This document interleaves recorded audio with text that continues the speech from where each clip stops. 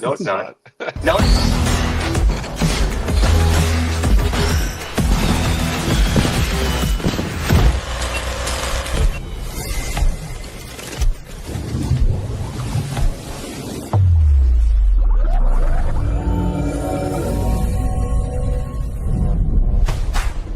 Welcome to the Talkin Trash Addiction Recovery Podcast. We suffered in silence. Now we recover out loud.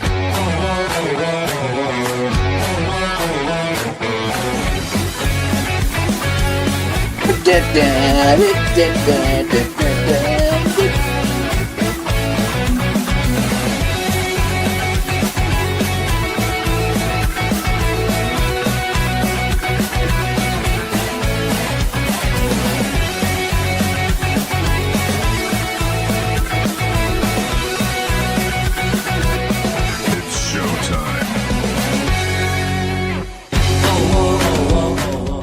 Good evening. Welcome to the Channel 4 6 o'clock news at 11:45. I'm your anchor, Cliff Hanger, coming to you live from the Bean Feet, Saskatchewan Waffle House and Coal Mine. Today's top story: 2 trucks carrying strawberries jackknifed and crashed on the I-20 outside of Dallas, causing a big, huge jam. Good evening, Talkin Trasher. Welcome to episode 230. We have a returning guest, Mr. Blair Stepp. And before you get your pickle in a tickle, narrow man who bought a 3-foot ruler at a yard sale, Jimmy Snyder. Yeah, I'm angrier than a midget at a yo-yo convention. All right, I don't know why it might be echoing all over the board. Yeah, I do. I'm trying to fix that, Jimmy. Oh, there, it's gone. All of a sudden, no, it was Jimmy, whatever it was. All right, Dave, welcome to the episode, whatever this is, 2:30. We do stuff around here. We usually don't start very well, and that's like 0 for 4. Oh, Goodwill, great found it. All right, if you feel like killing yourself, I certainly do. I sure do. Yep, pretty fucking all right. Recover out loud.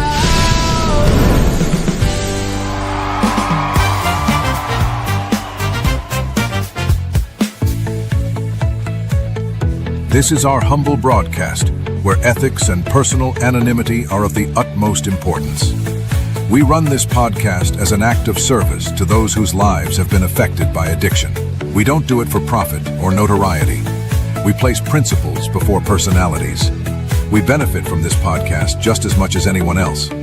We all work programs and choose to sacrifice our own anonymity to spread the word that recovery is possible. We do this thing in an attempt to show, as living examples, that no matter how far down the scale we have gone, we will see how our experience can benefit others. That's the 9th step promise. It's our creed we abide by here on Talkin' Trash. We feel called to uphold AA and NA principles. We firmly believe that you can only keep what you have by giving it away. Please join us in a moment of silence, followed by the Serenity Prayer. God, grant us the serenity to accept the things we cannot change, the courage to change the things we can, and the wisdom to know the difference.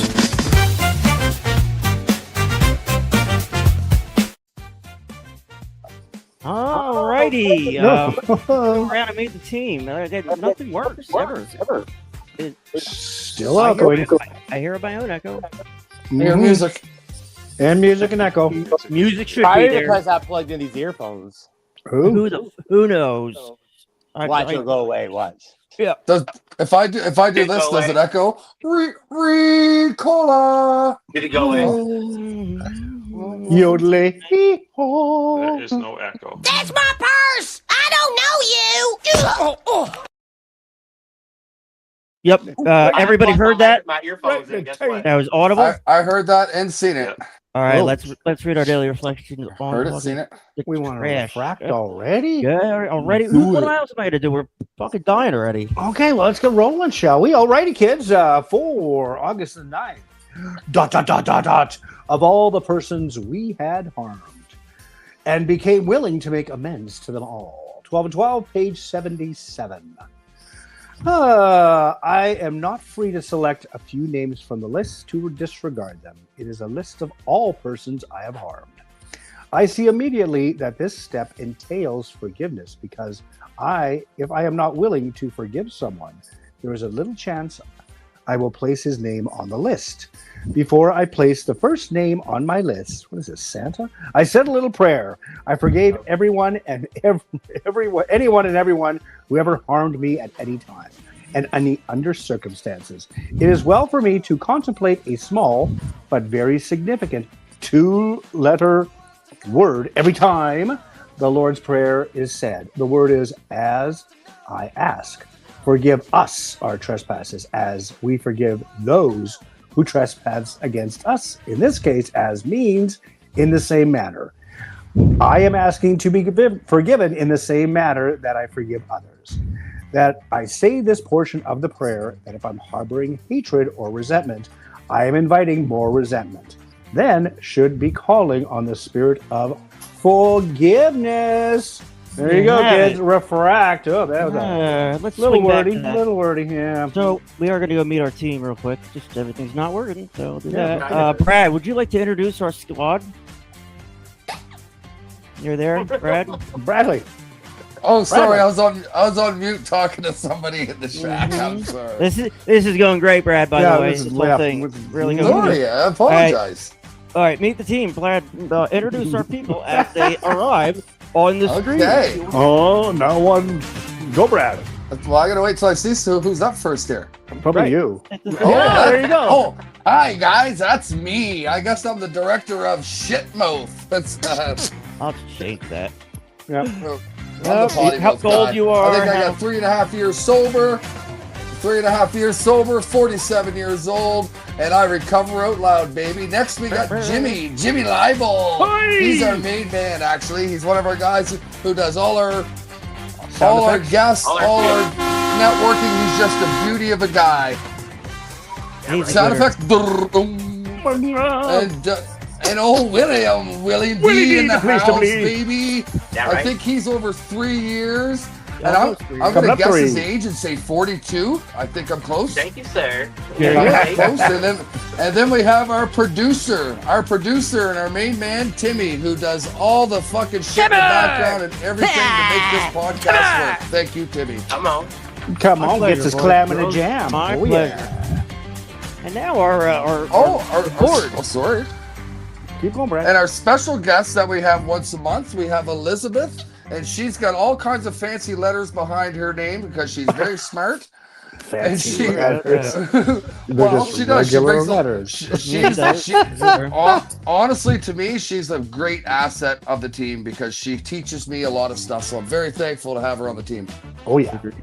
Agreed. Very, very, very thankful. Then who else do we have? We got Lair Dog. Where are you, Lair Dog? Oh, yeah. Go Raiders! Larry Our Foster. boy. He's Larry been Foster. sober for 42 years. He's a counselor. He brings a lot to the table. He was actually a counselor for Jimmy and I. So very thankful to have him on as a part-time host, we'll say. So glad to have him aboard. It's a beautiful thing.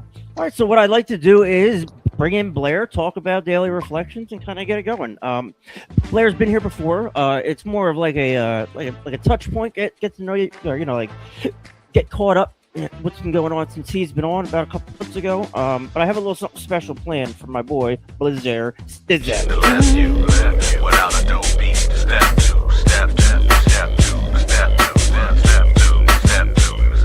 Our boy, Blair Step, coming into the house. He's a good dude. He was on episode 205, and there he is. Hi, Blair Step. How are you, my friend? The cameras. I'll get to it. How you doing, buddy? There he is. I'm doing well. How about you guys? I'm good, Blair. How have things been since the last, a couple months ago? Oh, honestly, they've been just fabulous. Life just keeps rolling really good, and been able to spend a lot of time and taking in some sporting activities with my kids, and even to be able to spend some good quality time with my new girlfriend here that puts up with my bullshit when when it's there. Yahtzee. She's a gem. Probably That's upstairs good. watching right now. So yeah, so all right. So when you were last on, I don't know. Like we've a lot's going on with the comments, people during the show. People have questions now, and we kind of gravitate towards that. But could you give our audience that may not have heard last episode you were on, just a brief dossier on Blair and how he got to today, in a more compact version, if you could. But I'm going to let you do that, and ladies and gentlemen, Blair, step back on Talking Trash. Woo.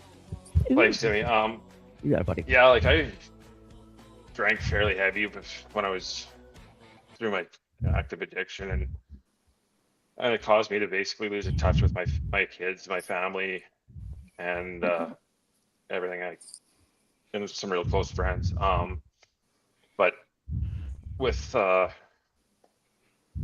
being sober now 1,127 days, so just over a year here, and what? There's no words that can describe what sobriety means to me. It's just fabulous. Like, I'm able to now be able to take small things out of negatives and find actually the positives that are in there, and take them as learning experiences, where before all I'd want to do is run behind a bottle and drink all the time and try to drown them away, right? And yeah. And even like sobriety's brought out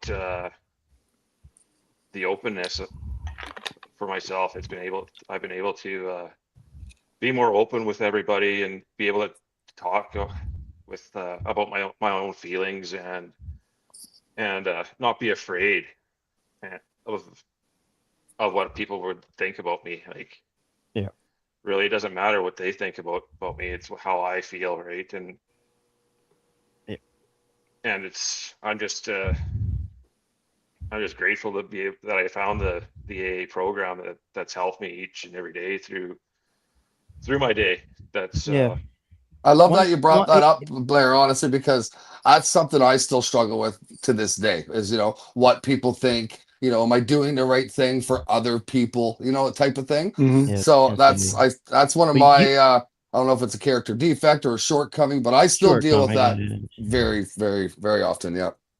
Yep. Yeah. I mean, and you're hard on yourself. I could tell. We all are. You fit right in with us. And like, you'll be happy and not allow yourself to be happy. Like, and like, we can all feel your emotions, like brimming right here. You know what I mean? Just good dude, just suppressed for so long. It's just such a great thing to see.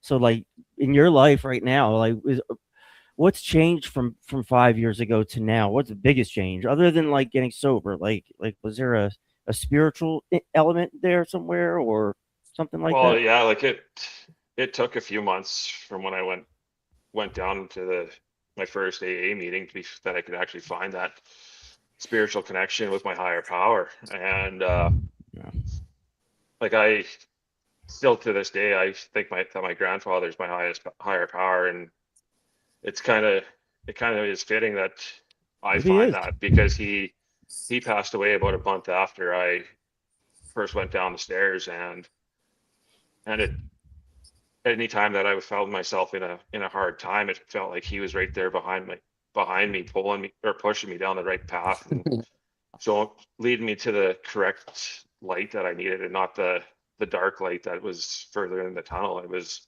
the one that was right in front of me. So it's like when I was younger and all that, like my parents took me to church and everything, but like, I never did feel that spiritual connection while I was growing up, and I just thought that God or whatever, your creator or whatever, however you looked at it, at your higher power, was just he was just an imaginary person. Right. It wasn't something that you actually were able to talk, somebody you were able to talk to, even though he's not right there, but it's just that spirit, like the spirituality, right? So yeah, it's a trust element. It's putting your faith in something blindly and being rewarded for doing that. It's something when we experience it, we want to tell everybody. But it's trust, and as addicts, we don't trust anything. We don't trust if you'd even say if that's the right alcohol content. I don't know if this is really 30 milligrams of oxycodone. Like addicts, we won't trust anything. Try it first. So absolutely so true, Timmy. Like you say it that way because I can only speak for myself. I have a hard enough time, or had a hard enough time, trusting anything or anybody, let alone myself. Even worse, right? But with that being. Nobody should have. But the point of that is you nailed that, Timmy, because to trust something that I can see and feel, I couldn't do that. To trust something that I have no idea what's out there or anything, way worse, right? Yeah, 100%. 100%. But imagine as an addict, early in recovery, hearing that I put my trust in nothing and it came true, and like those stories are out there and we hear them, and like not too many people come back to be a speaker at a meeting and they're like, yeah, there's pretty much no God out there, or there's nothing out there. Trust me, I looked. Nobody says that. So it's like, but we would trust whatever drugs were put in the syringe to go in our arm, No shit. Yeah, because you got instantaneous gratification, and one way or another, and there was evidence. It was like, hey, it worked in the past, it's going to work in the future. Yeah. And you're asking me to do something totally different. I got to trust. I'm going to be a little leery, right? Yeah. Exactly. And it's just you got to take that blind leap of faith, and it's difficult. And as Blair said previously, like I was raised in the Catholic faith, and it was like, you do one of these 10 things, you're screwed. And I'm like, well, bring on the party, like, and all the things that happened, like, and it's like, well, I call him the spider. And it was like the God of Old Testament. And all he did was like fear, guilt, and shame. But now I have this great relationship with my creator, or whatever you want to call it. But I feel so grounded with myself now and with everybody else. But before it was, I had to go to church and dress up and be nice for an hour and then be an asshole for the rest of the week. Oh, and don't forget to tithe. Yeah, don't forget that. Sorry for your Catholics out there. 10% to me. Oh, yeah, I get it. A lot of people, but look, what we're talking about isn't religion. It's not church. No. It's believing in something, putting your life in something's hands and it delivering you from whatever it is you're putting your life in your hands for. That's powerful shit, and that's kind of shit that marks turning points for a lot of people, a lot of addicts in recovery everywhere. And for me, Tim, it was just knowing that I'm not in control and something out there greater than myself has the wheel. Do you know what I mean? So that's how I kind of look at it for myself, because take the wheel. Somebody better take the fucking wheel for me, right? But I guess that was it for me though, Tim and boys, is that once I realized that, because that was the biggest thing. I always thought I fixed stuff, and I always thought I could get myself out of situations, right? So by doing that for so many years, I thought I had that dialed in. So I thought I was the creator. You know what I mean? I was the one in control. Once I realized that there was definitely something way greater than Brad out there, that part got easier for me. You weren't the creator of your own mess. Oh, buddy, I did a dirty job. Getting it cleaned up. And it's like every morning getting into that wheelbarrow on a tightrope and having your higher power or your whatever of your own conception taking you across that guy wire. And it's not going to be a smooth sailing. There's going to be lots of bumps, and it's like, whoa, shit. But you make it to the other side every single day, right? Yeah. But it's just we'll talk about trust. I mean, this is after trust comes faith, because you trusted in something, it came through, and now you have faith in that thing, and it delivered for you. So for us as addicts, having tangible results, saying, God, I need a sign right now, and something happens. A lot of people say things like that. Whatever your spiritual awakening is, it's going to define not only your recovery, but your life, and quite possibly whatever role you play after this life. And it's profound. It's a profound subject to talk about. Hey, and I want to just touch on that too. Sorry, but so we talk about spiritual awakenings and stuff like that. So for me, there wasn't no like, boom, look at that, this is what happened. But when I look back on the 3.5 years of being sober, I look at what I got. You know what I mean? So it might have been not like, oh my God, in my face results, if that makes sense, like for spirituality, connection, and all that. But guess what? I have my wife, a beautiful wife who I love with all my heart. I have 3 kids who put up with my shit. All 4 of them, actually, 3 kids and wife. I have a decent job. I have a roof over my head. I can feed myself. I can feed myself if you look at that. So all the things that I have in my life now are because I'm sober and clean. So if that isn't a spiritual, awakening, it didn't have to happen like bang, but look, I'm happy with what I have. So I don't think it matters how it happens, but if you stick with it, it happens. Yeah. Tammy says the fact there is Jesus that has walked before me, he's walking with you. We have just the faith of the mustard seed. It's the whole parable. But yeah, I get where you're going with that, Tammy. But yeah, like we can be historical, we can be philosophical. My addiction started in this lifetime, this time period. So like I try to analyze where we're at, but like, yeah, there had to have been something. I don't know if that's the episode we're going for, but yeah, I mean, I'll give my story. My story is my daughter was gonna die. She was on deathbed, meningitis. She was like fucking 10 years old, and it wasn't really a prayer. It was more of a demand. It was like, this is not fucking happening. And I talked to him, and from that moment, she got better, gone over with, whatever, in and out of the hospital. But I had a moment where I bargained with somebody and I said, this needs to happen. And I felt the peace that passes understanding, as they say. And that's the closest thing I have to a spiritual awakening. I also broke my neck. I'm pretty sure I saw a different dimension, but I'll stick with my daughter. And like, I'm just grateful for that. I know we all have stories like that. Does anybody have a story where they put faith in something and it produced, and that produced trust? Put the trust in something and it produced faith. Anybody? Any stories out there? My whole life. Well, it's just having faith in yourself. Like coming out of treatment and starting basically from scratch, like living in sober living and not trusting anybody, because it's like everybody you thought that was behind you was just like, they're gone. And it's like, well, where do I start? And just putting the trust in people that you align with, and just taking it one day at a time, and just putting the trust and trusting in yourself. And we don't trust ourselves when we were actively using, because we were, and I didn't trust myself at the best of times, even when I had my moments of sobriety, because I knew what kind of shit would happen when I did use. So in active addiction, we are in no. There's a million red tape everywhere. You can't get your dealer. Everybody's out to get you. Oh my God! In this life, things are calmer and they're peaceful when you don't stir the pot. And it's we're not used to that. We're used to chaos. I know. And it's like, shit, serenity, calmness. People are actually trusting me and actually asking me to do things, and it's giving me responsibilities. I'm not used to this. Yeah. And it's okay. I have to believe in myself. I can do this. And starting small, like someone isn't going to hand me the keys to their car. Yeah, go ahead. Go to a concert. Here's my credit card. No, it's starting small and building that trust, which has to be earned. And trust is earned, period. And it segues into today's question. What's a lesson you learned the hard way that you're actually grateful to have happened? Anybody want to share on this little beauty? I have to say that honesty was probably the hardest thing for me. Yeah.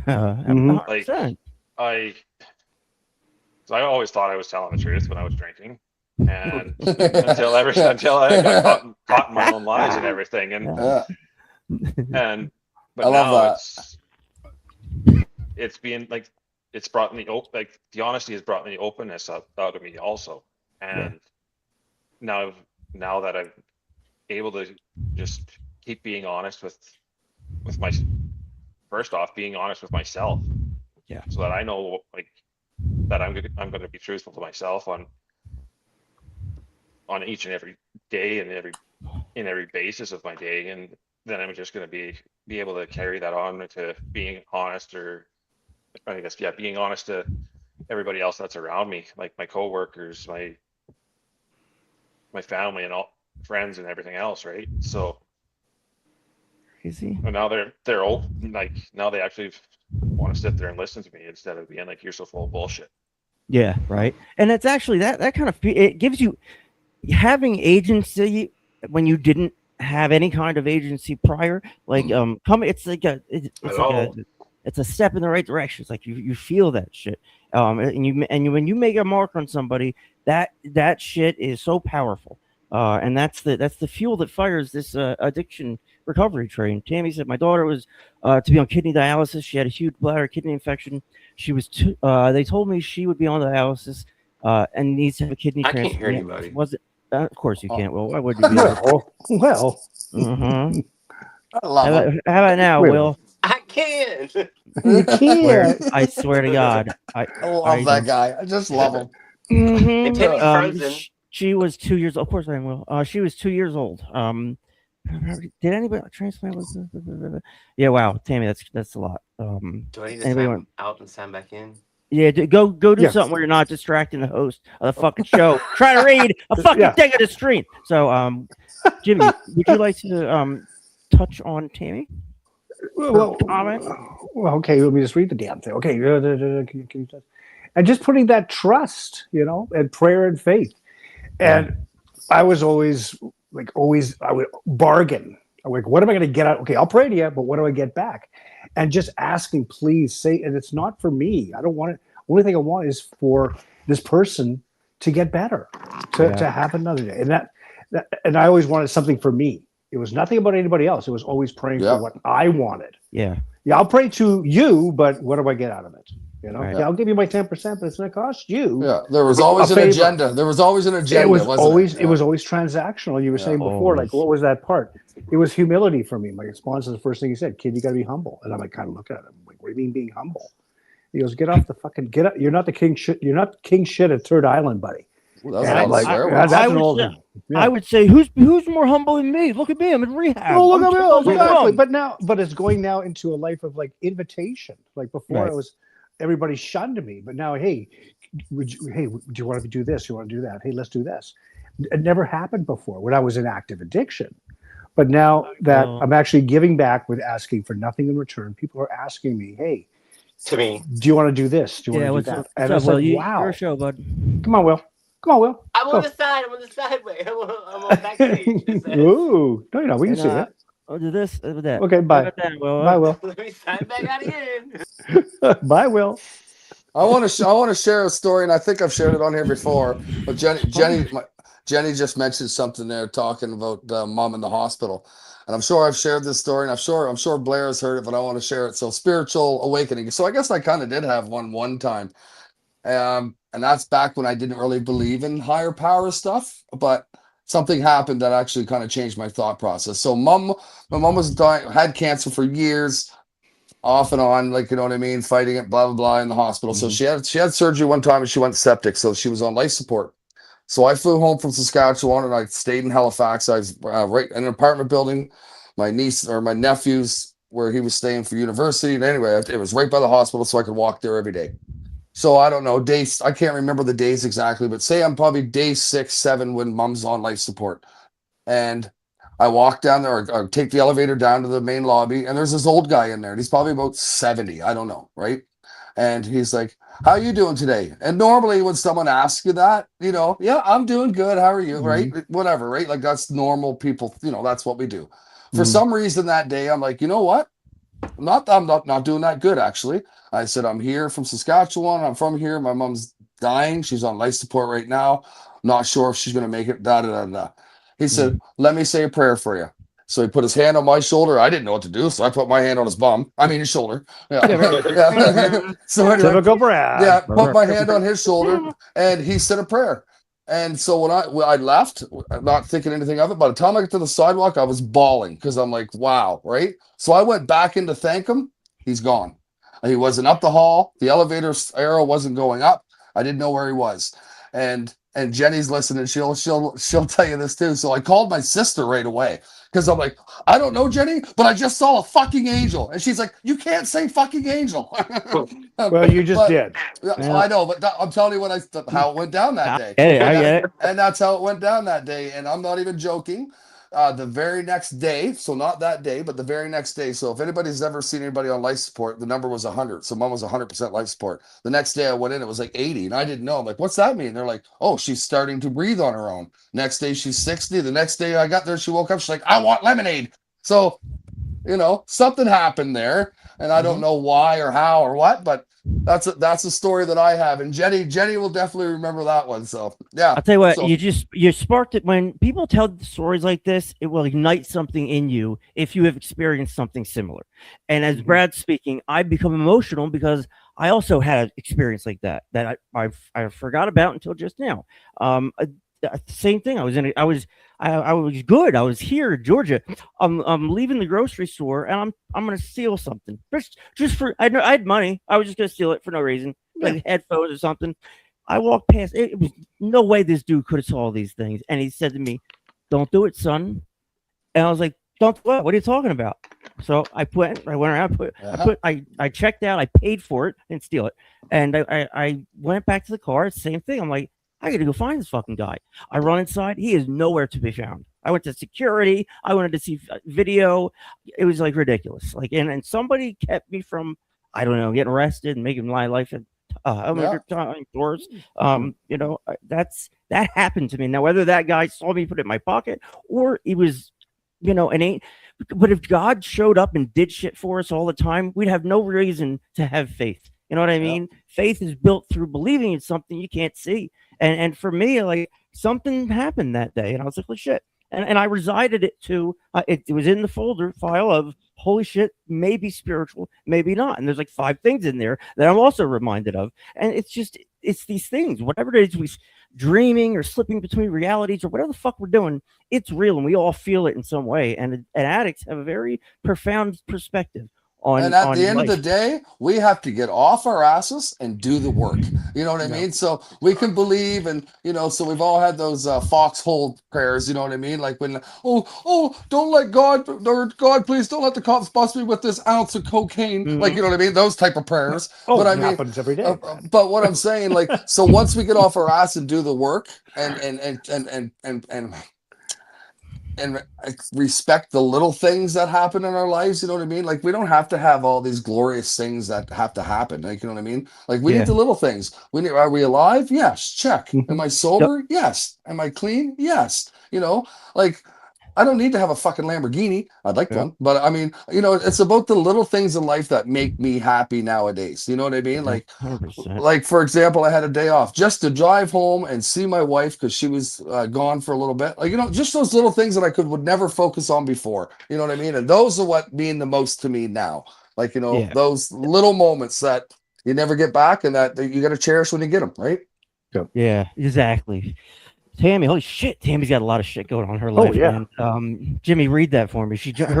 All right, so I'll read from my. Okay, so my cousin jumped off a pier once and broke his neck and was paraplegic until he passed away. But there was an angel there, Seymour. I believe that there was did the CPR and rescue and squad came until Jimmy's on delay. Family cannot find him. Okay, there you go. Yeah, anyway, no, I'm reading it from one of my computers. Yeah, I know you are. So like one of your computers. I couldn't tell, Jimmy.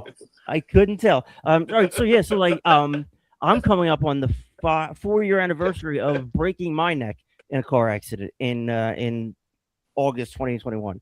I mean, you die enough times, you start to have some kind of faith that there's something there because you feel it, but you can't explain it.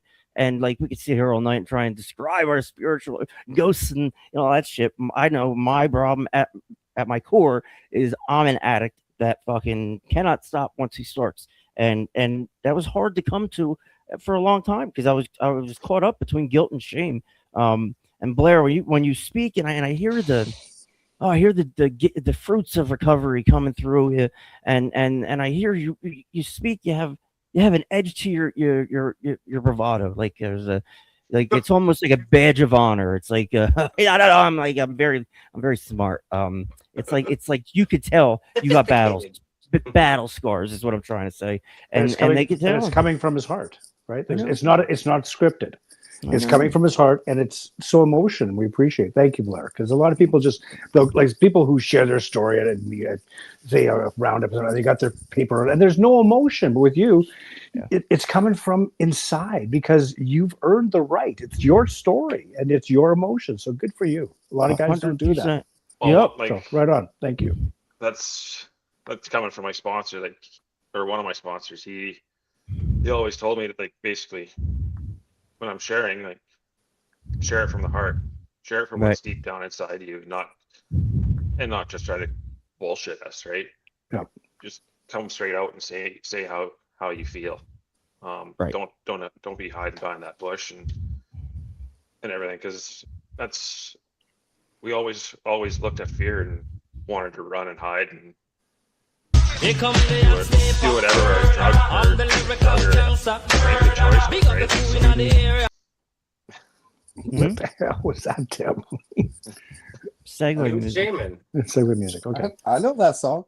And it's true. And as Blair was touching on, and you'll get people at situations. Well, I can outdo your share. And, oh, really? Well, really? You got to do. Well, I lived in a shoebox on the highway and all that shit. And they try to outshare each other. But when it comes from the heart, you can't outdo it. It's not a competition, guys. It's just you're sharing your story with others. And if someone can say, hey, yeah, me too, and I say that consistently, constantly, when part of this podcast and just talking to people in recovery, I can say, yeah, me too. I didn't shoot heroin. I didn't do coke, but I understand pain, suffering, and loneliness because of what my addiction drove me to. And today, I don't have to do that. Doesn't matter what you did. And it's funny because I caught myself in a lot of the opposite situations where when I first got out, I'd go to down here to FSVN to NA meetings because where I live there isn't anywhere anyway. And I'd hear stories that were like, I don't mean over the top, but way a little more extreme than mine, right? Mm-hmm. And I remember I'd be like, oh, I don't want to get up now. My story's stupid. I would think that in my head, and then, but on the flip side of that, Tim, you've said this before in a couple episodes ago or a while back, and it's so true. And I never thought about it till you said, but that was a very helpful moment for me because then I didn't think I was the worst person in the room at the moment. Do you know what I mean? So it helped me hear that where it's like, wait a second, then I can share my shit because it's actually not that bad. You know what I mean? So there's like what Blair said at the first of it, there's a positive out of that energy that I got where I was feeling that I shouldn't share my story because it wasn't good enough. But I got a positive out of it thinking, wait a second, I'm not fucking alone. There's people out there with worse situations than I am. So I should be grateful for that. So that's a way to look at it, I guess, right? Well, just real quick. Go ahead, Blair. Like, even if a person's is possibly trying to outshare your share, it still can be like. It's amusing. It's hilarious. It's like it gets me through that. You can take something out of it and be like, oh shit, it's the same experience as I had. It's just a little more extreme, right? There's always a relevant side of it, right? Yeah. Mm-hmm. Different delivery. That's all. Just so we're clear, I picked songs for Blair. I thought it was very clever of me.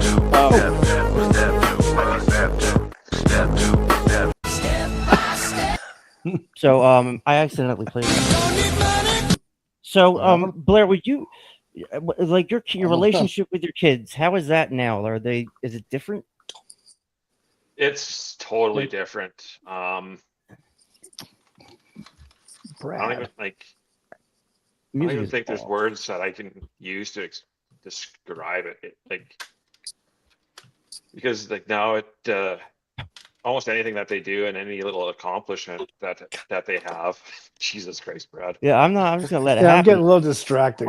He's hearing music that's not playing. Like this is That's what we call eventually. Oh, I hear music. No one else hears music? No, sweetheart. I will call Saskatchewan Health right now. I really don't know what to do. To this juncture in podcasting. Your turn, not mine. I really don't know what to do about this. It just doesn't work. Fucking program doesn't work. I'm sorry, guys. I thought we were playing music there. It was hysterical. Medication time, Brad. He was just opening his heart. He was just opening his heart. You're dancing away. I get it. Sorry, everyone. Seeing their accomplishments and everything now, it just tugs at my heart, the strings to my heart, and being able, I feel I'm more proud to be their dad now than I ever was. Yes. Like, so I'd always nitpick at them and pull out their flaws all the time.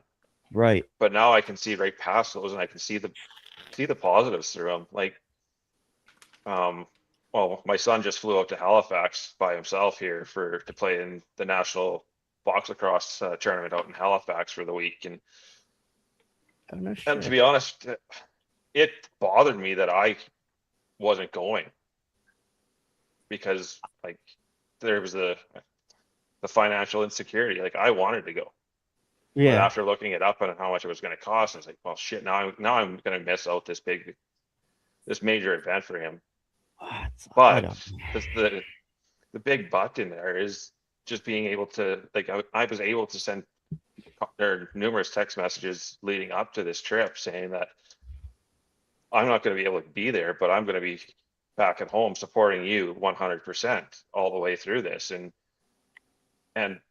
I told him just to go play his ass off and show everybody how great of a player he is. And it's even the same with my daughter. Like, I saw something that she posted on TikTok or some social media anyways. And I was just able to reach out to her and be able to remind her that some of the stuff that she's feeling, is going through, I've been through too.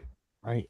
And so for me to be able to open up to her at 16 and be able and express that to her, just to re-encourage her that I'm here to be able to talk to, and even if she just wants me to talk, and so that it can resonate in her mind herself, right?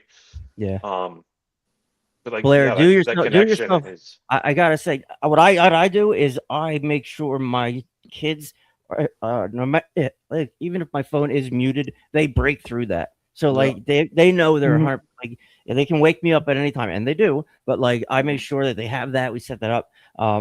Just an idea, but like it's beautiful. Like Blair 3-4 years ago didn't really care about them. Well, like, how long has it been? 3 years. So like, what were you like? Years, so like just over 3 years ago, what was your relationship like with them then?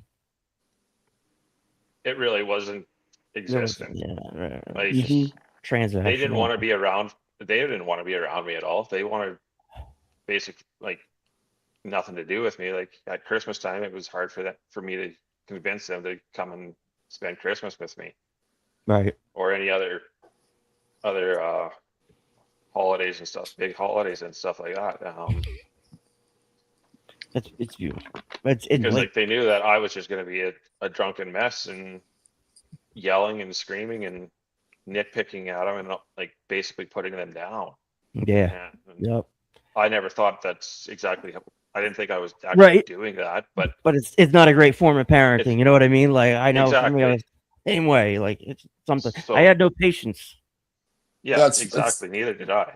Yeah. It's funny looking back on that, Blair. That definitely struck a chord with me, because I remember when I first got sober and I wanted to do stuff for the kids and stuff, and they wouldn't, because statistically speaking, I usually screwed that up, or I wouldn't show up to things, or tell them I'm going to do something and not do it. You know what I mean? And I remember early in my sobriety, I'd be mad because I'm like, what do you mean? I'm 2 weeks sober or whatever, Like I used to get mad, but that you just do by doing and time that, you know what I mean? Like you just said, Blair, now you have that communication with your kids, and I have it with mine, you know what I mean? And that first little bit, and for all them years of drinking and using, like they just got into a normal themselves where it's like, well, dad's not going to be home tonight, Right. So it almost got to be the normal, right? So when I started doing something outside of my box and doing the sobriety train, and I love it because I recover out loud, baby. But now that I'm doing this and getting to experience life with my kids and my wife and stuff like that, like what a way better life, like, you know what I mean? But it boils down to that trust. That's what it boils down to. It's like, people trust us now, right? Well, and it just to kind of reflect on the daily flapjack there, like for me with that, like that word forgiveness, it all had to start with before I could even make any amends with anybody, I had to start by forgiving myself. Forgiving myself for putting me through the shit I put myself through and started putting everybody else through. Right. And if I didn't if I never did start forgiving myself for those actions, I would never be able to make any amends. I'd still have all these resentments attached to me. Of course. Wouldn't be able to go forward with life, right? So I get it. Like it's ego. It's our ego. It's our pride and ego. Like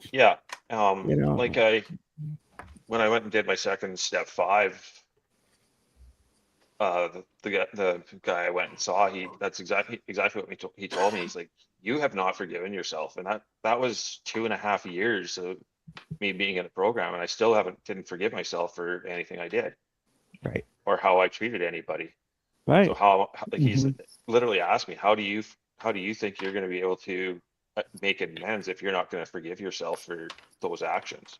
Yeah. And that's like it made me think of the question that Tim asked at the first of the show, like, what was the lesson I learned the hard way? And this leads to my ego and my pride and all that shit. The biggest one I learned was to, helping or asking for help wasn't a weakness. You know what I mean? Like, so I never wanted to ask for help because I'm a man and blah blah blah. I can do this shit on my own type of thing. It's not a weakness to ask for help, and it's not a weakness to admit that you're sad, and it's not a weakness to admit your faults.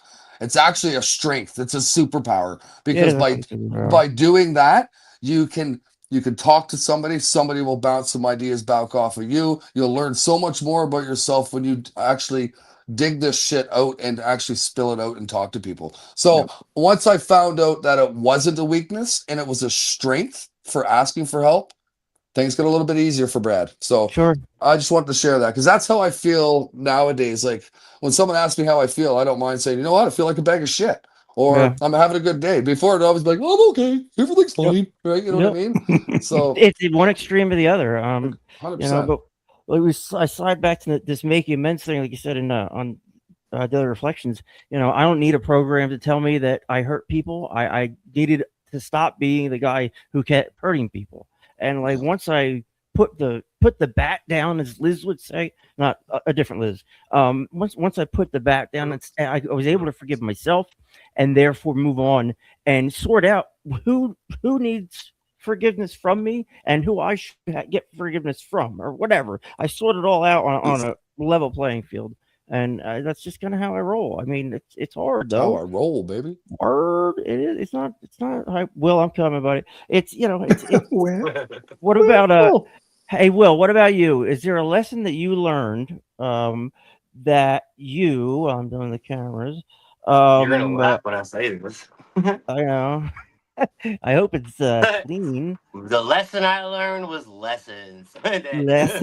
Really well. Like, I mean, like, when I had my spiritual awakening and everything, but one of the things was I had one of my really good friends. It was just so element. It was so, like, I felt the biggest fucking idiot, because I was like, duh. I mean, like, everything is a lesson, and once you learn that lesson, he put it in a sense like I never thought of, like, I mean, like, it was so like kindergarten like lesson, but I didn't realize until like 5 or 6 years ago that like once you complete that lesson, you don't have to go back through it again.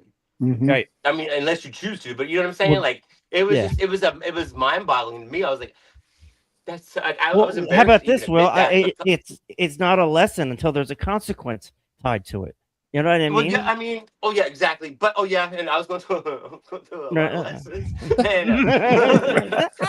but there's a lot of consequences. But I'm saying, it didn't register in my mind. Like, it was just like so, like I mean, I was a sped kid, especially, like, I'm a slow learner. So, but it did not. I didn't comprehend it. Like that. Duh. Like, I mean, it's like once I completed, it's like completing the level, then you can go to the next level. The easiest way to explain it, Yeah, agreed. But when I figured that out, then I was like, oh hell, this is like a game to me. This is like a game now. Here we go. I heard this. I've heard this before. There's moments in everybody's life when you're doing something and you'll do it over and over and over again, whether it's addiction or whether it's it could be anything at all. And all of a sudden it's like, boom, the bulb comes on, and you realize exactly what just happened. And it's like, and we've done that 13,000 times. You know what I mean? Like, where you've been through that same situation, but all of a sudden the light comes on where it's like, Jesus, okay, now I understand, right? Yeah. So I guess that's part of that lesson part. But I mean, I've walked into that brick wall millions of times and then found out a shortcut around it, right? So yeah, my God, yeah. I mean, you know, we that hole right to the center. Yeah. Joking. Oh yeah. I don't know. I'm just. Bethany says she cried when she got the message. See, it's strange. I don't know if I'm bumping in and out of conversations. But like, I love everybody talking that they're here. They all have their own thing going on, which is great because we're a mess these days. But I appreciate them being out there doing their thing. I won't clog up the podcast and stuff. But like, if somebody has something like important to share, like really grab Tim or Jim or somebody. You can all stop the show if you need to share something, a burning desire or anything like that. I'm just not going to put you on the screen every fucking comment because I'm out of my mind as it is. So if there is a burning desire, there's a way to stop traffic and take the show over. I promise. But we love you guys doing your thing in there. There's healing going on in this chat and fucking, there's healing. I'm feeling it, and that's why I'm driven to heal. What? Yeah, and that's also why I bought this microphone to drop it. Drop it. Well, guess what? I got like 10 of them that don't work. Oh no, that was the big microphone. This is the little one. Hey, hello. See, size doesn't matter. Really, Brad? I'm saying that. One of these days, everybody clearly in the whole place is going to burn down. Yep. Waiting on a board update. Oh, Bethany, I'm sorry. I don't mean to be so obscure. Is the date 8/9, and then 2026 would be the end. Except it says 28 for some reason. The end of what? The end of who? And then 230, hurty, episode 230. Oh yeah. 230. And if you say episode 230, it sounds like you're saying 230. Like that. Everybody get it? I got it. 230. How funny is that? What just happened? Yep. Oh, the writers report. Let's take a look at the writers real quick. Just for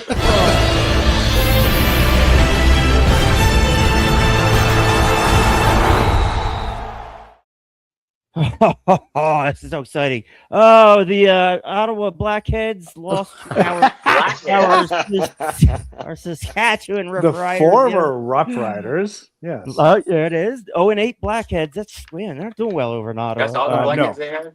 Yep. Their next game is in Hamilton at a high school stadium. That's 11. The Hamilton Tiger Cats. They still owe me $325 for a versus package that they refuse to pay for. And that's your rider. That's it. That's what I do for Larry. Larry will be on soon. Let's take a look at Their dog. Yeah, their dog. They tell everyone why I chose a Die Hard with a Vengeance #1. He's like, Mr. Larry. Mr. Larry. You know what, Bruce? All right, well, Jimmy, read this fucking thing on the screen. All right, so upcoming on Wednesday, we have Phyllis Claver back into the fold, followed by Mr. Larry Foster next Sunday back in the ring. On the 19th, we have a sober Papa Joey. I will explain that one later. It's kind of a cool it's very cool, dude. 23rd, we got Liz McGee, PMD, Dougie Matthews has Sober A Canadian A on the 26th. Tina C, who just recently or coming up to 10 years on Saturday on the 15th. Mr. Matt Sandberg Lettuce on the 6th, and Katie McGuire Lawnmower on the 14th. Close enough for Potato Ray Romano.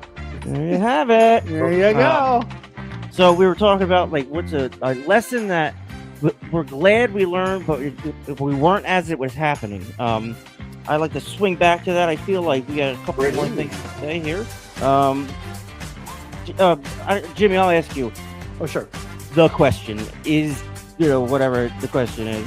What's the lesson you learned the hard way? You're actually grateful to have learned. No means no. Yeah. Not today, Karen. But just trusting the process and just trusting in myself and just being patient. Because when I was drinking, I got instantaneous relief. I knew what the outcome would be. Yeah, I'd blackout drunk, but all this pain would go away. But you're trying to tell me I got to put up through pain and suffering and lessons sober? Ooh, uncharted territory, brand new arena. But once you get used to it, it just becomes normal. And you can handle stuff that used to baffle us, to quote the big book. And it's true, because life gets lifey, and it's not puppies and rainbows. And yeah, it's going to serve you the occasional shit sandwich, this, that, the other thing. But you just deal with it. And you don't, what was Larry saying about guilt and shame, right? And I'm not driven by a desire to go back out, because I know what the outcome's going to be. First of all, I'll probably die. I got a great job. Don't want to lose that. All the people that I have. My daughter just is celebrating her 28th birthday today. I don't want to have. You know what? And this is kind of a sidebar. One of our viewers, Mr. Chuck, thank you, Tim. One of our viewers, Mr. Chuck, is made a couple of phone calls to her at Shirley Peak Liquor. So that's kind of cool. Yeah. No, and she loved it. Just absolutely loved it. And awesome. I wouldn't have these people in my life if I hadn't taken that step and learning and taking that chance, having that faith and trust in the system and myself, and just working it through it and going through the lessons, as Will would say. It's all good. Come on now. Yeah. So there you go. That's my abridged version. Boop, beep, boop. That's beautiful, Jimmy. With Katie or Annie? Annie, 28. And she's camping with her boyfriend down in Cypress Hills. Just on Daddy, Grandpa. Oh, listen here, buddy. Buddy. That's awesome. Buddy. Buddy. Not do that, buddy. I know. Isn't that great? Oh, my God. Football. We'll figure something out, baby. And you said it's your bestie's 50th birthday today. Everybody's celebrating. There's a weird thing, and I have a theory about August. I think it might be like a sentinel month. Like, I fucking feel like everything bad or good in my life happened in fucking muggy August. And that's that might just be me. But I can't say how many problems I was in, hot and sweating balls off. So I can just tell you, good things too, August 12th is Sherry and I's 20th wedding anniversary. August 23rd is my brother's birthday.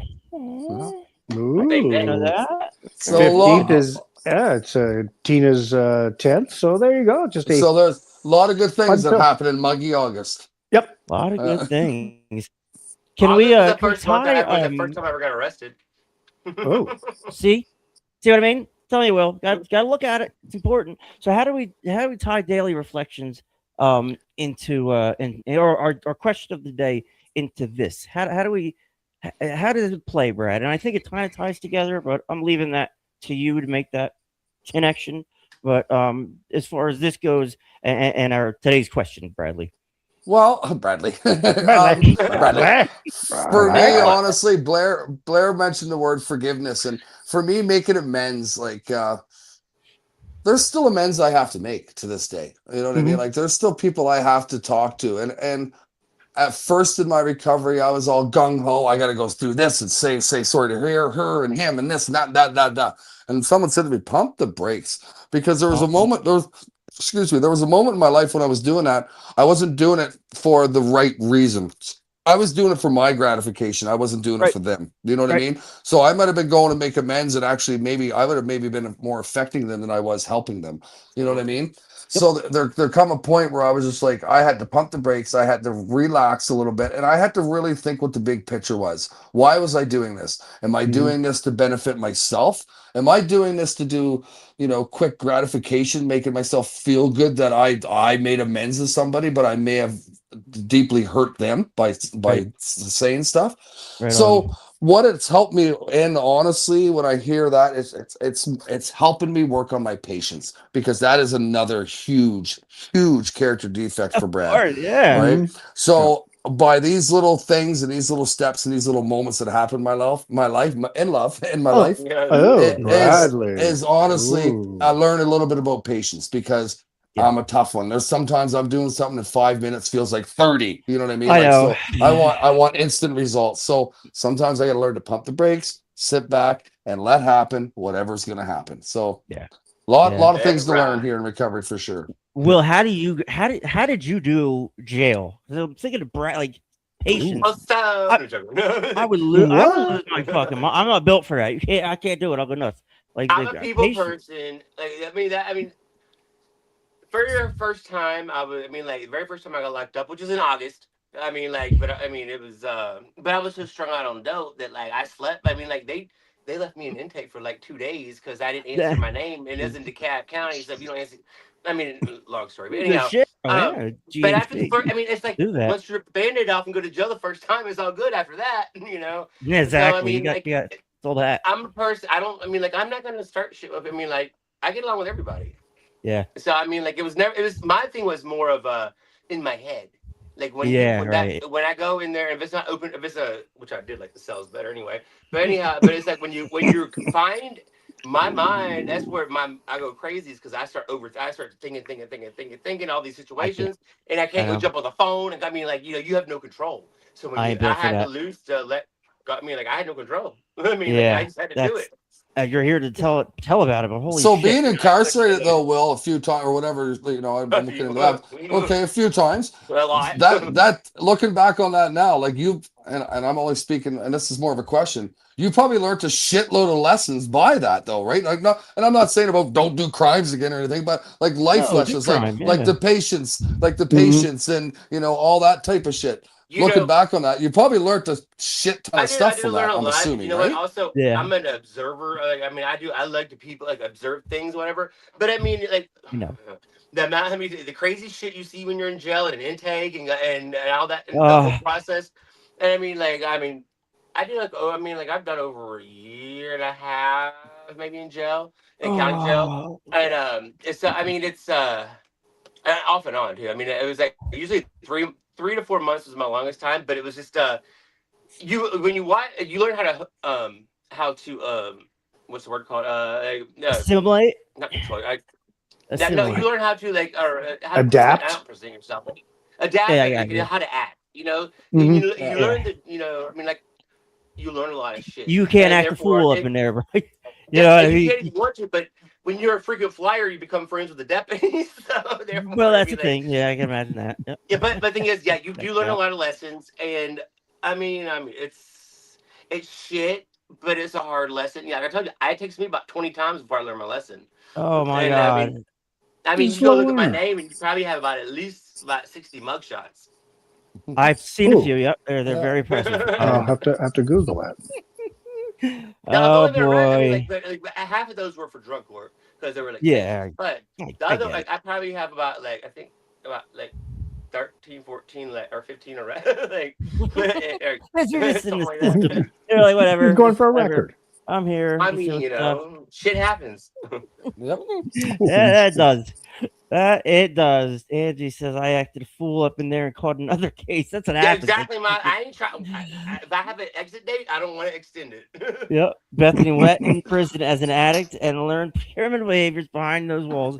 Grateful my recovery found inside came with me outside, or I'd be sitting in person now from all the things I've learned from the other inmates. Yeah, jail is gotta be I could do it. I'm sure I could do it. Let me tell you what is the biggest commissary's phone. Oh, commissary! Oh my god! And you don't show that shit off. That shit. You don't show that. Oh yeah, they do.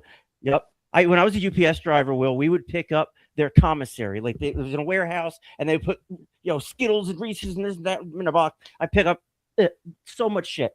We had people that came and brought it, and it was a shit show. Oh, it was legit. Always, the day the commissary came, everybody was all good until everybody wasn't. It was because everybody's betting with all their shit. Holy shit! It's a lifestyle. It's gotta be entertaining to some degree, and I think Blair was kind of speaking of that too, to going into a meeting and seeing the crazy shit and just being like, Well, not as bad as them, you know. I'm a work in progress, so you know they're fucking nuts. I can tell that. You know, everybody's crazy. You're gonna find somebody who tells your story, who tells the worst version of your story, and you'll identify with them, and that's how we kind of grow in this recovery stadium. Bradley, Bye, Brad. Bye. He had to go too. Bradley, where you going? That's comfortable. I mean, I wouldn't mind doing that. So yeah, so that's our question for the night. What lesson we learned the hard way? And most of it's jail or like losing something. You know, that's why they call them lessons, because why are they called You're lessons? supposed to learn from it. Learn from Really? it. So yeah, there's that. So Has he said that before? I think he have. might have in the past. He may have. Once or twice, baby. But it was like speaking to me in like a different language, like Japanese. I couldn't understand it. What? Yeah, he's in. Yeah, And then I learned Japanese, and guess what? Oh, Mr. Will, Mr. Will, $50. Live a long time. Yeah, Like a long woke time, up Will. exhausted. Will, you make big mistake. You're not learning Russian. You need to learn your Russian. All right, that's where we stop.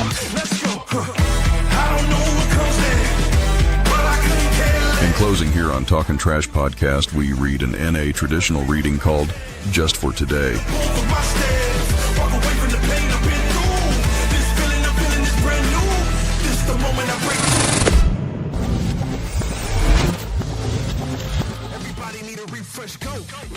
Yo, yeah. Hello. Yo. The power of love. Oh, wait a second. I'm ready. Here we go. Huey Lewis.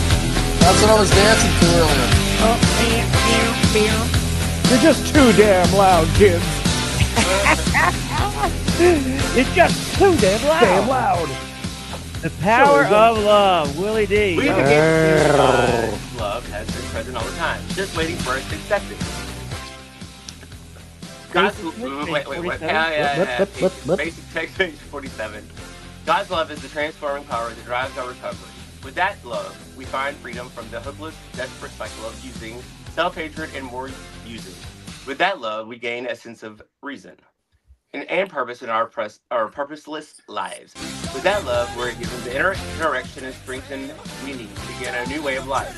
In a way, with that love, we begin to see things differently, as if with new eyes. As we examine our lives through the eyes of love, we make what we may be startling discoveries. The loving God we've so recently come to understand has always been with us and has always loved us. We recall the times when we asked for the aid of our higher power and we were given it. We even recall the times we didn't ask for such help, yet we're given it anyway. And we realize that the loving higher power has cared for us all along, preserving our lives till the day when we could accept that love for ourselves. The power of our love has been with us all along. Today we are grateful to have survived long enough to become consciously aware of that love's presence in our world, in our lives. Its vitality floods our very being, guiding our recovery and showing us how to live. JFT, whatever that is. Just for today. Just for today. I accept the love of higher power in my life. So busy. I am conscious of that power's guidance and strengthening within me today. I name it, claim it, and I tame it. Oh, yeah. Oh, there you have it. Get in there. I couldn't help myself tonight with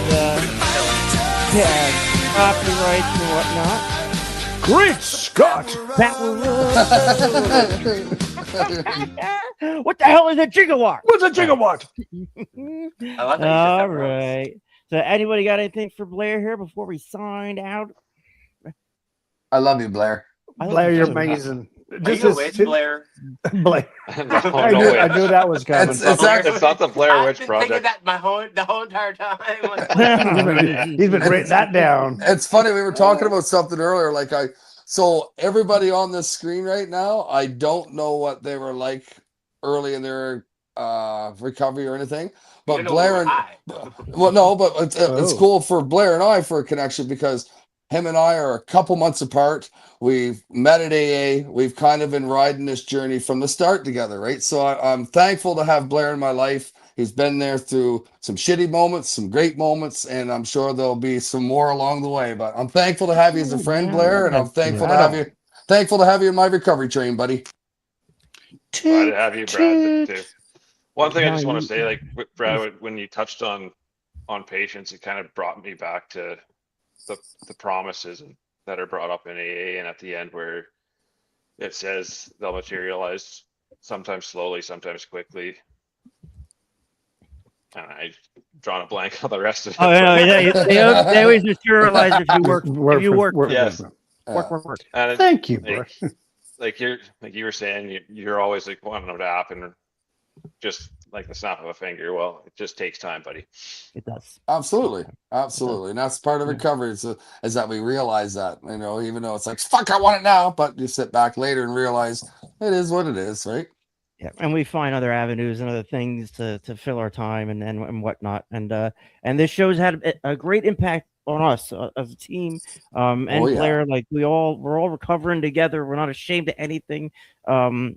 This is really sponsorship at its finest right here. Just Brad is my sponsor to a degree. Jimmy's my sponsor. You know what I mean? Like there are people that I trust. What about me?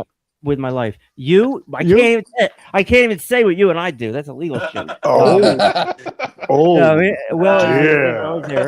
think Will would probably say the same thing too. He's talking to the baby microphone. Hi guys. He experienced, I can't speak for Will, but I'm sure Will would say the same thing. The show's such a positive because you see it breed positivity, and that shit can't be manufactured. It has to be like grassroots, you know what I mean? Get in there, and that's what we're trying to do. I love grassroots. It's real shit, man. She's real shit. All right, I'm gonna ruin everything by doing this. Hold on, I'm gonna. No. Yes. This quick. Oh, he's doing it. He's doing it. What's he doing? Welcome. Do you hear me? Is this working? Is this it? Yeah. Are you the captain speaking? Show the audience how small it is. Yeah. Really? Yeah, Timmy. Brad, this is a family show. Yeah, never mind. Put it away. Put it away. Hello. Hello. Incredibly Hello, clear. my little friend. The beta test that I ran, this came out very clear. I don't know how it sounds now, but it sounds deadly. Literally, I was impressed. Deadly but small. Gets